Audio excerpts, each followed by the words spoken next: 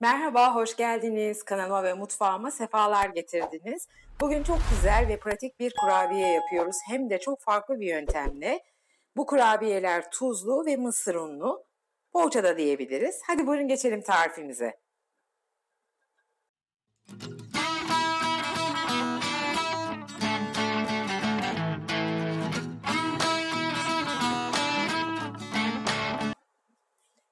Üç su bardağı suyu kaynattık. Kaynamış suyumuza da 2 tatlı kaşığı tuzu koyup güzelce karıştırıyoruz.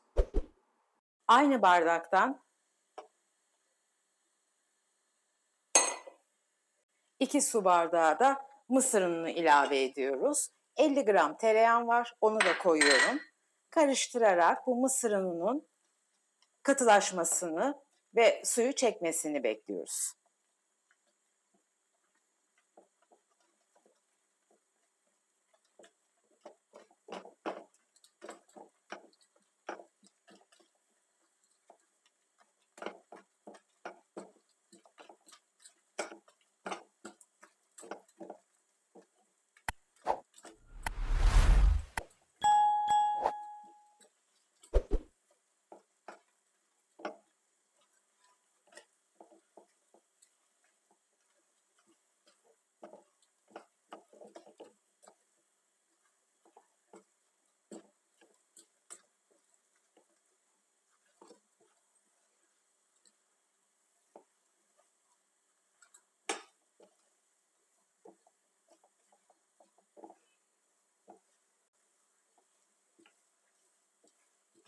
Mısır unumuz gayet güzel katılaştı.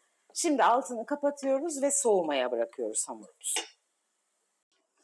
Evet, ılıyan mısır unumuzun üzerine 1 çay bardağı kadar sıvı yağ koyuyoruz.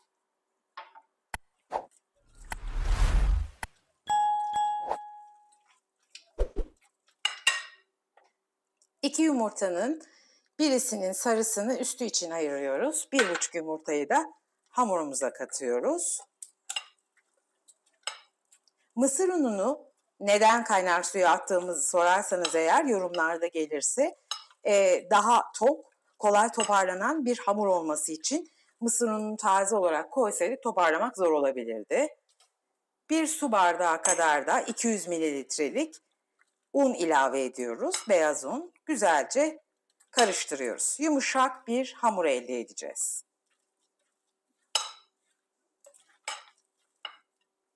1 tatlı kaşığı şeker, yarım paket hamur kabartma tozu koyuyorum. 1 paket koymayın, fazla gelir arkadaşlar. Ve güzelce hamurumuzu yoğuruyoruz.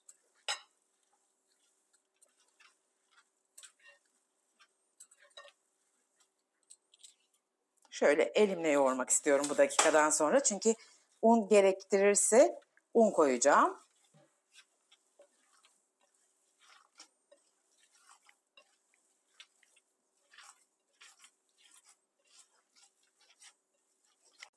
Hamurumun bu kıvamı gayet güzel.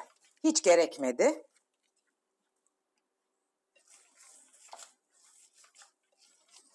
Şimdi bir kase kadar yaklaşık 50-60 gram beyaz peynirimi, bir avuç ince doğramış olduğum maydanozumu koyuyorum. Yine böyle yoğuruyorum ve şekil vereceğim. Bu kadar da yapılışı kolay ama inanılmaz lezzetli, farklı, güzel görüntülü ve leziz bir kurabiye oluyor. Mutlaka denemenizi öneriyorum.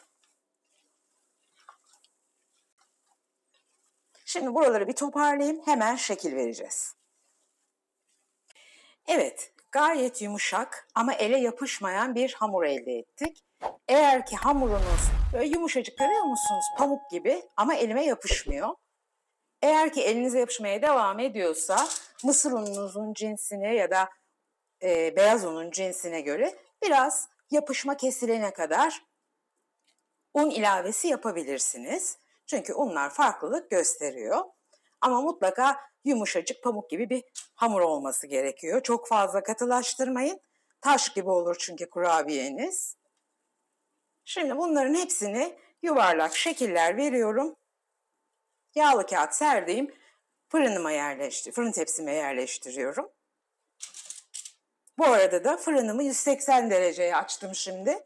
Fanlı olarak alt üst. O da ısınıyor.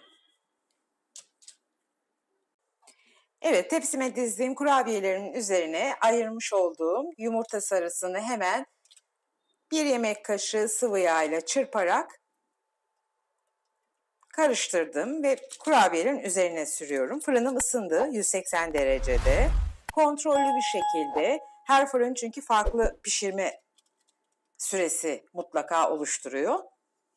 Bir 15-20 dakika kadar, nar gibi kızarana kadar fırınıma atacağım. Arzu edenler bu aşamada üzerlerine çörek otu, susam koyabilir. Ben koymayacağım çünkü peynir ve maydanoz gayet güzel, leziz bir tat oluşturuyor. Sade kalsın istiyorum.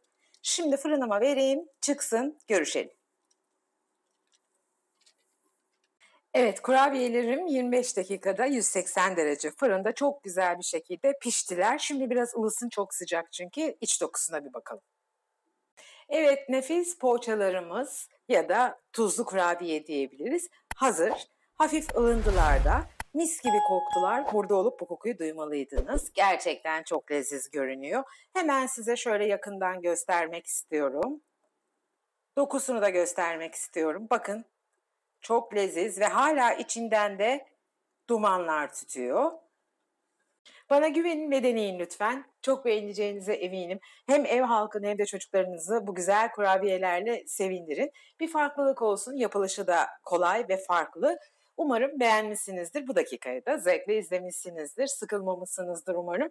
Eğer bana destek olmak istiyorsanız ve videolarımın daha çok kişiye ulaşmasını, bu videoların devamlı gelmesini arzu ediyorsanız lütfen sevdiklerinizle, ailenizle, sosyal medyalarınızda videolarımı paylaşır. Ufak da olsa, emoji de olsa yorumlar yaparsanız gerçekten çok sevinirim ve size teşekkürler ederim.